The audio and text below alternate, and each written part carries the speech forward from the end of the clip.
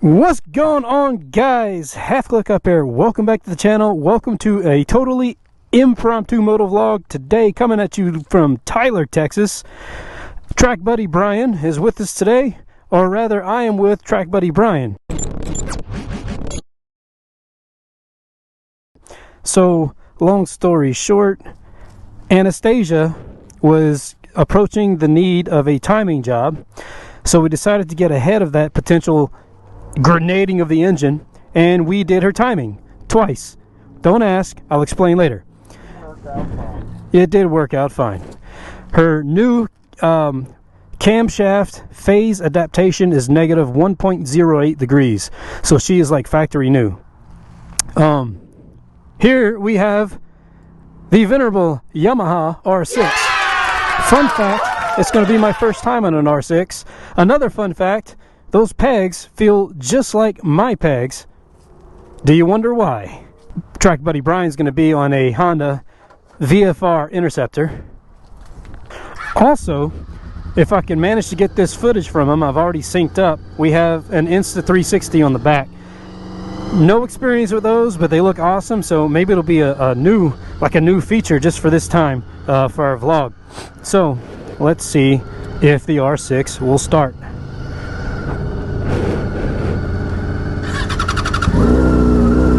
Oh yeah. So this is Brian's track bite, if you can't tell. I think that's a competition work slip-on. All right, let's go the way he went.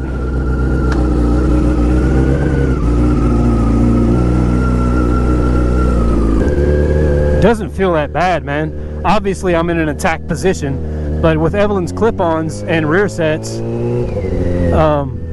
it doesn't feel a whole lot different from this. And the seat height is a little bit higher.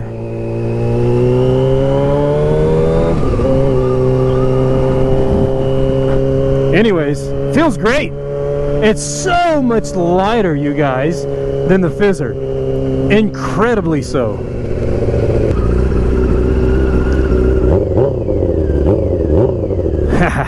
Yeah, I like this a lot. It's a real sport bike, boys. A real sport bike. Got a freaking steering dampener and different things onto it. Heck yeah, man.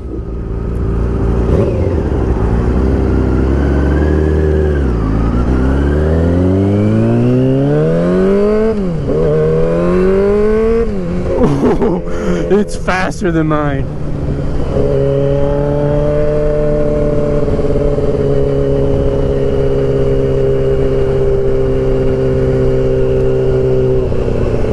I don't think the blinkers actually work. Who needs blinkers, man?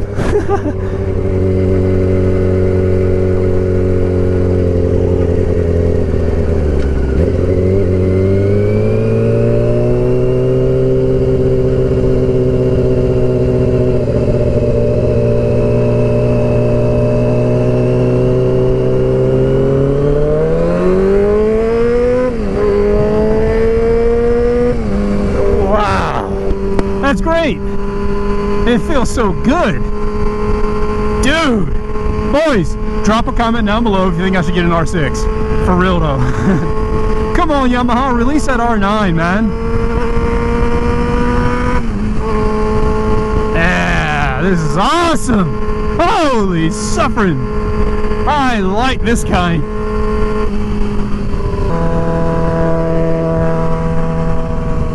Yeah, the blinkers don't work. Brian, buddy, your blinkers don't work. I'll tell you what's really weird. I swear my rear sets sit higher than these.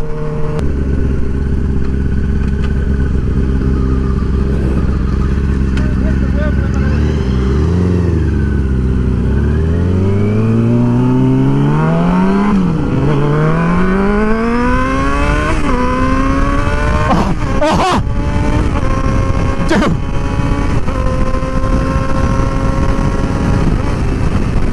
Oh man, oh man, that's something, dude. Oh. I like the R6 though. That's fun. That's real fun. Dude, I don't know what people are complaining about with it having to wait until it gets to the high RPMs for you to feel anything. Heck, dude, it feels like Evelyn. You know, like Evelyn plus 10.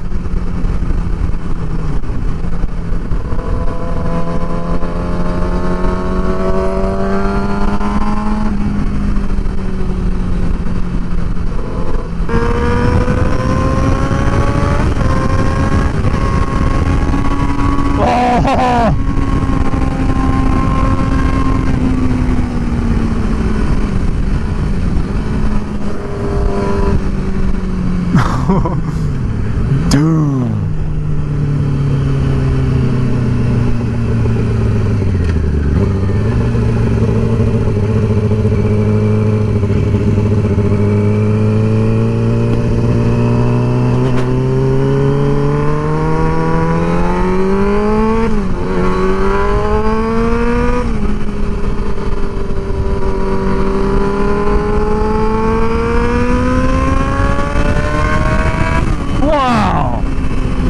At 12,000, it, God. Or that wasn't 12,000, that was like 9. Holy crap.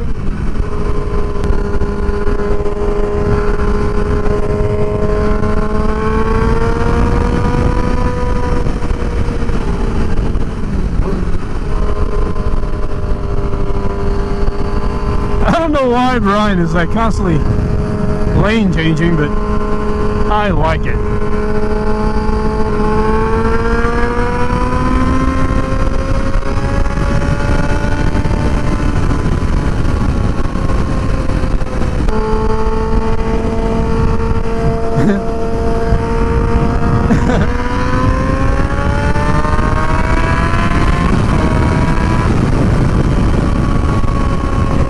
So I notice I'm short shifting it because it feels like I'm supposed to shift relative to what I'm experienced with on Evelyn.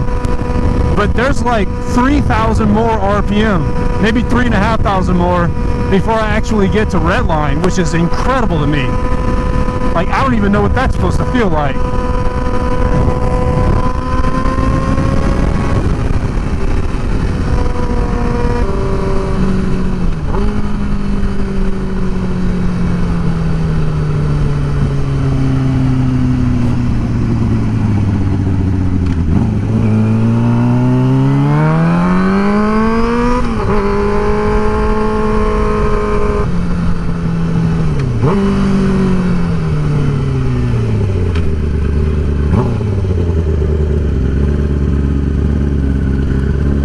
Oh, we must be at Ellie's house. Yes. We have to help Ellie. There he is. Yeah. Neutral. Just a half click up. Bam. Ellie, what happened? Dude. Well, what do you think? That is great. Did you use that extra few thousand RPM at all? I was just commenting to the people about that. I was not. I noticed I was short shifting just based on what I'm accustomed to feeling. And so once I realized that, I rolled into it a little bit. But even then, dude, I was shifting out at like 10 at the highest. I'm like, holy crap, there's like 3,000 more RPM to go for a redline. So if you run the true shift map, like when you're supposed to shift for max power, it's right at redline down to 12,500 RPM. If you look at the tack and you're below 12,500 RPM at any point, yeah, you're not making max power. That's crazy. Look at it, it's like 11, downshift. Man. It's nuts. By the way, Kid was telling me the carbureted ones are exactly the same, all the way redline. Oh, yeah. If not, that thing, he says it's a gutless wonder. You're either on it or off of it. You're at idle or at 12,000 RPM. Nothing in between. Because, I mean, dude, I don't see what the issue is with dailying one of these. No. You know? What do you think about it as far as comfort-wise? I was commenting about that as well. I think my rear sets are higher. Yeah. My rear sets are higher. And that's a lot to do with the seat design, because my seat's flat by design. This seat has a little bit of a rake to it. And I think that's the difference I'm feeling there. Yeah. You know, I've basically turned my bike into something it's not, you know. But, dude, I enjoyed that. It's pretty neat. Huh? Yeah, that's good. right, what's the plan, boys? So we're gonna push that red car down the hill Yeah. to the barn. Well, it's been sitting over here for a year and a half. No, Ellie, tell the people here briefly about this car. So this is an '88 Volkswagen Scirocco. 88 Volkswagen Scirocco. 16 valve. It's been with me for 23 years. 23 years, man. Heck yeah. Yeah. 3 engines. No telling how many transmissions. A couple of standalones. Yeah. It's been through hell and high water. And so why are we pushing it? Because I've been rebuilding a fuel system. Yeah. So we need to relocate her. Yep. Yeah, we need to get it undercover so we can get it dried out. So years ago, 12 years ago, Yes. I was at soccer practice with my oldest son. And we're kind of finishing up soccer practice. We're kind of standing around. And this dude comes walking across the parking lot, like from way out the parking lot, comes walking all this way. And he's like, so who owns the Scirocco? So that's how Ellie and I met. Yeah. Yep. I hunted that car down. Yeah. So if you want to know a little bit about why we like these things, it's basically, it's kind of a 1974 Rabbit, the original water-cooled car, evolved and evolved and evolved. Still just really simple, really straightforward. Weighs about 2,300 pounds unless you put these European bumpers on it, which knocks 100 pounds off. So very lightweight and enough power for its day. Very agile. Yeah, extremely agile. Just a lot of fun to drive. Now, Ellie works at Eurospec Automotive here in Tyler. He's a Eurocar technician, right, Ellie? Yep. So these cars, even in stock form like Brian's, if you put a good suspension on it, that's the way to go. As I always say, power is nothing without control. Indeed. Let's get a look at it. Yep. So, Seats are inside. So Ellie was giving us real-time advice during our timing operation. So 16 valve, I've been slowly working at it. The body has 250,000 miles on it. That engine has got 55k. It's a factory engine. It's super clean. Yeah. So that was kind of fun. Puppy. well, Hi. real food. Hi. Hi. You're on camera. I know that. Yeah. He's here in the car. This is only moderately sketchy, Brian, is all. Watch your mirrors. Oh, we're moving now, buddy. We're uphill. Yeah. We're not moving now, buddy. Oh. Hang on. Kind of just holding it here. Oh. There we go. I'd be waiting for a little half-wake uphill here. Dude.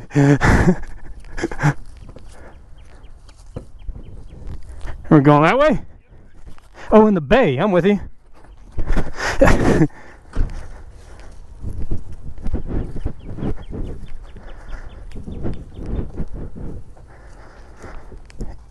Easy money.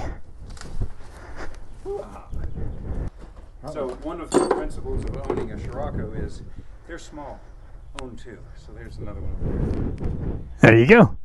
Same color. Well, Sort of. I love this stupid thing. Sorry about the sand on the floor.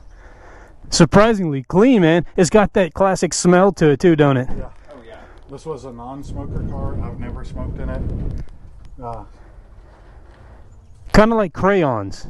Yeah. That's that smell. Yeah. Totally, That's a factory smell there. totally true. The moment I sat in this car, it took me right back to my '76 Mercedes. Nostalgic. Immediately. I love this car. This car. Very clean, man. Look at that interior. You've driven. this Very car. clean. No rips or tears. Yeah, it's a Look at good that one. hardwood. What's the plan? Put a cam and lifters in it. Fix the head. This So it took a running go when the chain broke. It took a running go at the lifters. So the lifters are I haven't actually seen them. the lifters are stuck in the head. You can see where it broke off the top side of the lifter. The keeper is released from the valve, and it totally smashed the daylights out of it. Dang. That lifter is cracked and swollen, so I can't pull it out of the head. So I'll probably have to weld something to it and slide hammer that thing out of there. Wow. But chain dropped on me. I didn't realize that it had 200K on the chain. So yeah. So how many miles are on this car? So the body has 200. The engine has 230. Now, notice Ellie's idea of something reliable and simple is a 93 Chevrolet 1500 with an LS swap with a custom standalone fuel injection system and whatever transmission he decides on. That's simple. Well, yeah. A real truck.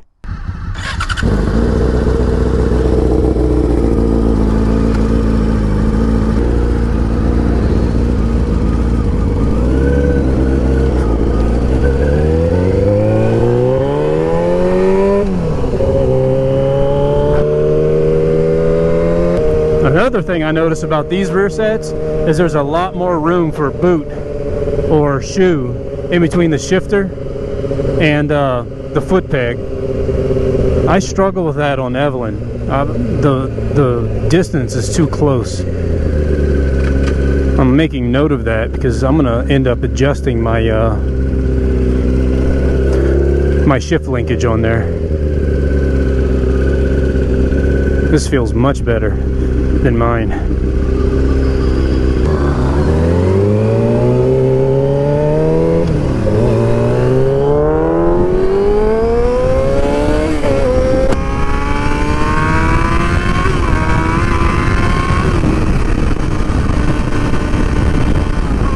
So, TrackBuddy Brian is still toying with the idea of creating a YouTube channel.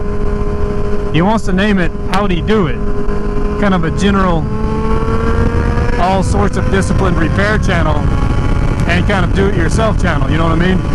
And the reason why he would be really good at having that kind of a channel is because Brian is an engineer by trade.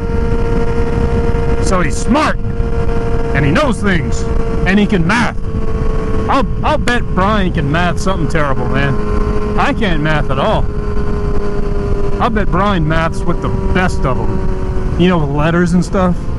Heck yeah, man.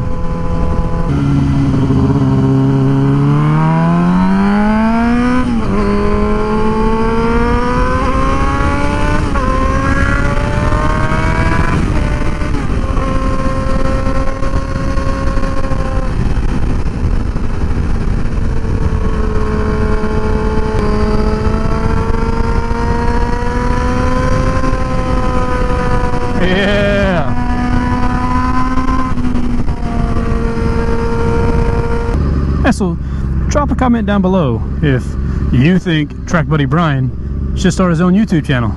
And I suggested that he call the channel TrackBuddy Brian because it's awesome, right? But yeah, see, he yeah, Brian's a funny guy, man. I showed Brian a picture of my little girl sleeping on my side of the bed at home that, you know, my wife sent me, and I was like, Brian, she never takes her glasses off even asleep. And he says, without skipping a beat, well, she doesn't want her dreams to be blurry. That's the reason why I love Brian, man. He's quick-witted and full of all kinds of quips. It's hilarious. Anyways, his argument was that his channel wouldn't really be like race focused, so to speak. It would have probably a lot of race content, but still. So here's your third task, boys. Drop a comment down below if you think Brian's channel name should be TrackBuddy Brian or Howdy Do It. And I'm sure Brian will watch this whole video since he knows I'm vlogging this ride, so I'm sure he'll chime in with something real quippy.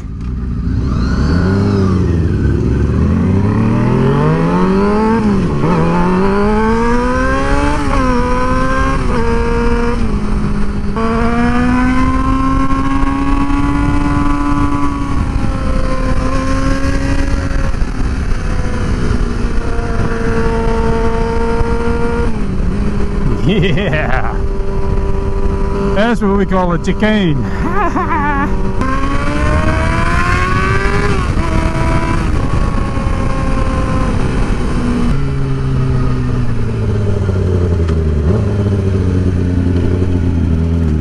And that is that. Your boy HCU's first time on an R6, boys. Yeah. Good times. Good times. Ah. A blasty blast. That was a good ride. Thing's fun, dude. It's a lot of fun for a cheap bike. Yeah. Feels really good. Well, I'm eventually gonna have to get Anastasia back down to Waco. So, anyways, boys, hope you enjoyed the impromptu motovlog. This has been me. That's been TrackBuddy Brian. We'll catch you guys in the next one. Peace and Goodbye. goodbye.